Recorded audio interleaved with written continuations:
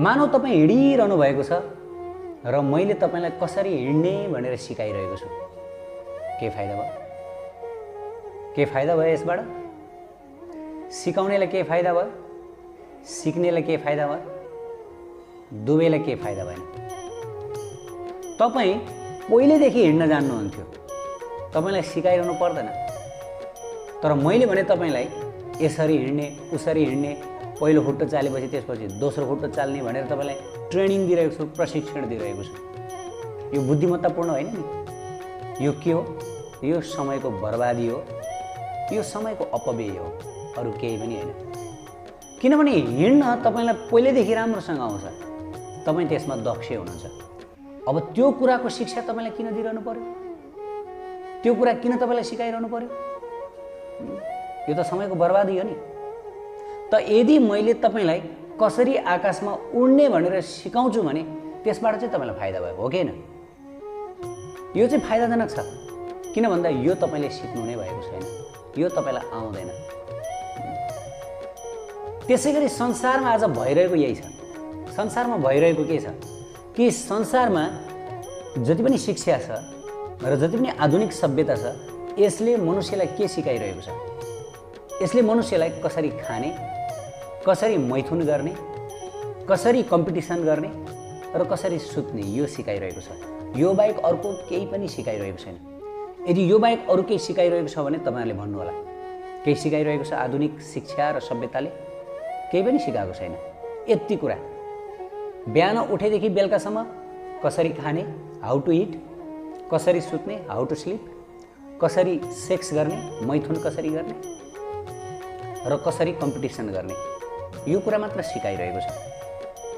त यी कुरा सिकाउनु भनेको हिँडिरहेको मान्छेलाई, पहिल्यैदेखि हिँड्न जानेको व्यक्तिलाई कसरी हिँड्ने भनेर सिकाएको जस्तै हो। वास्तवमा यी कुराहरू सिकाउनै पर्दैन।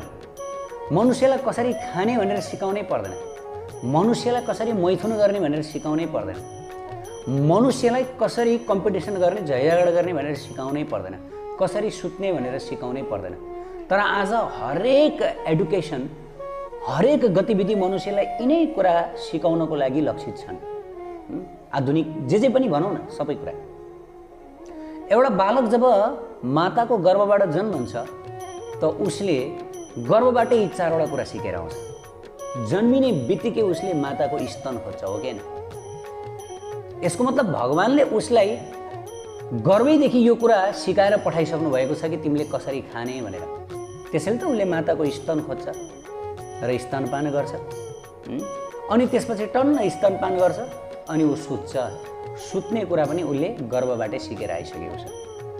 अनि कालक्रममा जब ऊ जवान हुन्छ त्यसपछि उसले मैथुन पनि अटोमेटिक गर्छ। उसलाई सिकाइरहनु पर्दैन कि मैथुन गर्नुको लागि मानिसलाई युनिभर्सिटी कलेजमा सिक्न पठाइरहनु पर्छ? पर्दैन। जब समय आउँछ, म्याच्योर हुन्छ, स्वतः ऊ मैथुनमा प्रवृत्त हुन्छ। त यस पनि सिकाइरहने कुरा होइन। अब झैझडा गर्न त यो संसारमा मनुष्यलाई सिकाउनै पर्दैन। अनि यो सुनेर कतिपय व्यक्तिले यो कमेन्ट गर्न सक्नुहुन्छ, होइन होइन तरिका फरक छ नि त। आधुनिक शिक्षा, आधुनिक सभ्यताले अलिकति फरक तरिकाले, अरे तरिका जे जस्तो होस्, बस हाम्रो गाउँघरतिर रोटीलाई दहीमा चोपेर खाइन्छ, त अहिले मोडर्न जमानामा, आधुनिक जमानामा ब्रेडलाई जाममा चोपेर खाइन्छ। फरक त्यति मात्रै हो। त के फाइदा भयो? What is the use? के फाइदा भयो? त्यसकारणले गर्दा शास्त्रमा स्पष्ट रूपले बताइएको छ, आहार निन्द्रा भय मैथुनम च सामान्यमेतत् पशुभिः नरानं धर्मो हि तेषामधिको विशेष धर्मेण हीन पशुभिः समान। स्पष्ट रूपले शास्त्रमा बताइयो कि जो व्यक्तिले आफ्नो जीवन लक्ष्य केवल कसरी आहार गर्ने, कसरी विहार गर्ने, कसरी मैथुन गर्ने र कसरी स्पर्धा गर्ने, प्रतिस्पर्धा गर्ने, केवल यसमा मात्रै आफ्नो जीवन लक्ष्य टिकाएको छ र यसैलाई आफ्नो जीवन मान्दछ भनेदेखि यो व्यक्ति पशुभन्दा कम होइन, पशु नै हो। वास्तवमा मनुष्यलाई पशुभन्दा अलग केले गराउँछ थाहा छ? मनुष्यलाई पशुभन्दा अलग अध्यात्मले गराउँदछ। मैले अघि नै भने एउटा उदाहरणमा कि यदि हिँडिरहेको व्यक्तिलाई तपाईँ हिँड्न सिकाउनुहुन्छ भनेदेखि त्यसबाट कसैलाई फाइदा हुँदैन, न हिँड्ने व्यक्तिलाई न तपाईँ सिकाउनेवालालाई। यदि तपाईँ त्यो व्यक्तिलाई आकाशमा उड्न सिकाउनुहुन्छ, माथि माथि जान सिकाउनुहुन्छ भनेदेखि त्यसबाट उसलाई फाइदा हुन्छ।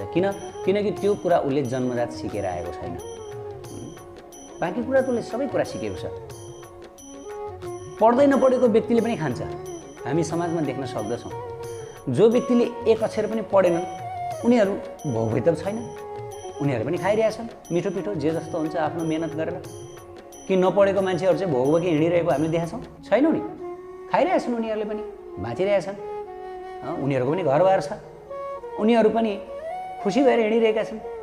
त तिमी यति मेहनत गरेर जीवनमा पढाइ लेखाइ गरेको छौ, तिमी यति आधुनिक जीवनशैली अपनाइरहेका छौ, मैले के नगरी भनेर तिमीले घमण्ड गरिरहेको छौ, त तिम्रो लाइफ र उसको लाइफमा के फरक छ?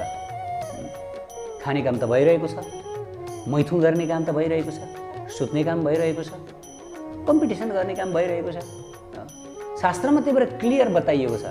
हेर्नुहोस्, यो पशुहरूको जीवनमा पनि आहार निन्द्रा भए यो हुन्छ। पशुहरू पनि खान्छन्, ती जङ्गलका जनावरहरूले खान्छन्। उनीहरू युनिभर्सिटी कलेज गएर पढिरहनु पर्दैन खानको लागि, कि पर्छ? पर्दैन नि। उनीहरूको लागि भोजन सबैतिर छ, तर उनीहरू पनि खाएर आनन्दले बसिरहेका छन्, उनीहरू पनि सुतिरहेका छन्। सुतिरहेका छन् कि छैनन्? उनीहरूले पनि आफ्नो निन्द्रा पुरा गरिरहेका छन्, उनीहरूले पनि सम्भोग गरिरहेका छन् आनन्दले, निर्बाध रूपले सम्भोग कार्यमा उनीहरू रत छन्। र उनीहरूले पनि झगडा गरिरहेका छन्, कम्पिटिसन गरिरहेका छन् आफ्नो नङ्ग्राले। होला अहिले मानिसहरूले मिसाइलहरूले झगडा गर्छन्, उनीहरूले नङ्ग्राले झगडा गर्छन्। झगडा त झगडै हो, जे भन्ने झगडै त हो नि। हो त्यसै गरेर पशुहरू र मनुष्यहरूको यदि गतिविधि, यदि जीवन लक्ष्य एउटै हुने हो भनेदेखि के फाइदा भयो? हिँडिरहेको व्यक्तिलाई हिँड्न सिकाएर के फाइदा भयो? के फाइदा भएन नि। खाइरहेको व्यक्तिलाई कसरी खाने भनेर सिकाएर के फाइदा भयो? तर वर्तमान सभ्यताले घमण्ड गरिरहेको छ, वर्तमान शिक्षाले अहङ्कार प्रदर्शन गरिरहेको छ कि हामीले धेरै ठुलो उपलब्धि गरिरहेका छौँ, धेरै ठुलो प्रगति गरिरहेको छौँ। अरे केही प्रगति छैन, यो केही पनि प्रगति होइन। यो त सब हिँडिरहेकोलाई हिँड्न सिकाएको, जसले मैथुन गरिरहेको छ उसलाई मैथुन गर्न सिकाएको, जसले झैझगडा गरिरहेको छ संसारमा। मनुष्य जन्मने बित्तिकै उसले झगडा गर्न सिकेर आउँदछ, लडाइँ गर्न। त अहिले आधुनिक सभ्यताले मनुष्यको झगडा गर्ने जुन तरिका छ त्यसलाई बदलिदिएको छ। पशुहरू नङ्ग्रा दाँतले झगडा गर्छन् भने मानिसहरू अहिले मिसाइलले, एटम बमले झगडा गर्छन्। तर कुरो त एउटै हो आखिर, कुरो त एउटै हो नि। झगडा चाहे मिसाइलले झगडा गर वा दाँत वा नङ्ग्राले झगडा गर। त तिमी मिसाइल र एटम बमले झगडा गर्छौ भने त्यो पशु जसले नङ्ग्रा र दाँतले झगडा गरिरहेको छ, के फरक भयो तिमी र उसमा? के फरक भयो? What is the difference? You are the same. तिमी पनि पशु भयो, किन भन्दा पशुले जे गरिरहेको छ तिमीले त्यही गरिरहेको छौ। What is the difference? त पशुले पनि खाइरहेछन् बोटमा, जङ्गलमा जे पाउँछ त्यही, र उनीहरू पनि हट्टाकट्टा छन्, खान नपाएर कोही पनि मरेका छैन। पशुहरूको लागि प्रशस्त भोजनको, आहारको व्यवस्था छ। त यदि तिमी पनि आहार मात्र गर्नु मेरो लाइफ हो भनेर केवल आहार आहार आहार आहार खाने खाने खाने कुराको लागि मात्र फोकस भयो भनेदेखि तिमी त्यो पशुभन्दा निकृष्ट भयो, निकृष्ट भयो। झगडा गर्छौ भने तिमी पशुभन्दा निकृष्ट भयो। अनि त्यसै गरी यदि मैथुनमा मात्र तिमी रत रहन्छौ, तिमी निकृष्ट भयो। किन भन्दा त्यो त पशुहरूको जीवनमा पनि सर्वसुलभ छ हो, सर्वसुलभ छ। त के फाइदा भयो? हाम्रो जीवनमा त हामी आध्यात्मिक जगत, आध्यात्मिक आकाशमा उड्नु पर्दछ, हाम्रो लागि त्यो फाइदा हुन्छ। किनकि हाम्रो जीवनको लक्ष्य नै त्यो हो। हाम्रो जीवनको लक्ष्य नै त्यही हो। मैले अघि नै भने आकाशमा उड्न सिकाउने हो भनेदेखि त्यसबाट फाइदा हुन्छ, जमिनमा हिँड्न सिकाएर त्यसबाट फाइदा हुँदैन, किनभने त्यो त अलरेडी सिकिसकेको छ। त्यस कारणले गर्दा संसारमा यो खाने, कसरी मैथुन गर्ने, कसरी सुत्ने, यी वृत्तिहरूको शिक्षा दिनुभन्दा सबभन्दा बेस्ट के हुन्छ कि कसरी भगवानको धाममा जाने, कसरी आध्यात्मिक आकाशतर्फ अगाडि बढ्ने, माथि उठ्ने हो, यो शिक्षा दिनु आवश्यक छ। त्यही भएर यो पाशविक शिक्षा, पशुहरूको शिक्षा हो यो अहिले वर्तमान समयमा स्कुल, कलेज, युनिभर्सिटीमा सिकाउने। र वर्तमान सभ्यताले जान्ने भनेको यो पशु प्रवृत्ति नै हो। पशु प्रवृत्ति भन्दा केही पनि छैन, यो सबै पशु प्रवृत्ति हो, पशु प्रवृत्ति हो। त पशु प्रवृत्तिबाट जब मानिस माथि उठ्दछ उसले भगवत जिज्ञासा गर्दछ, अर्थात् उसले भगवानको खोजी गर्दछ। भगवत प्राप्तिको जिज्ञासा राख्दछ। कसरी भगवानलाई प्राप्त गर्न सकिन्छ? आफ्नो आत्माको अस्तित्वको खोजी गर्दछ। म को हुँ? म किन यहाँ छु? अब म कहाँ जान्छु? मेरो जीवनको लक्ष्य के हो? मैले किन दुःख पाइरहेको छु? म चाहन्छु सुख तर मैले पाउँछु दुःख, किन? मेरो चाहनाभन्दा विपरीत किन भइरहेको छ संसारमा? त यस प्रकारको आध्यात्मिक जिज्ञासाहरूको खोजी गर्न थाल्दछ र बिस्तार बिस्तार उसले शास्त्रको पानाहरू पल्टाउँदछ।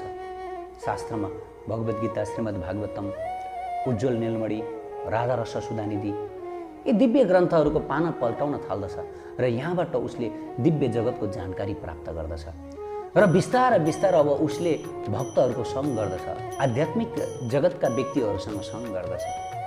भक्तहरू बिस्तार बिस्तार उसले आध्यात्मिक आकाशतर्फ लिएर जाने सद्गुरुको चरणाश्रय लिन्छ, जसलाई गुरु पादाश्रय भनिन्छ र बिस्तार बिस्तार उसले भगवानको प्रेममा भक्ति गर्दछ र बिस्तार बिस्तार उसले मानव जीवनलाई सार्थक गर्दछ। उत्कृष्ट आध्यात्मिक जानकारीहरूका लागि नेपालकै पहिलो शुद्ध आध्यात्मिक च्यानल टिभी लजिकल कृष्णलाई सब्स्क्राइब गर्न नभुल्नुहोला र हरेक अपडेट्सका लागि यो बेल आइकन पनि दबाइदिनुहोला।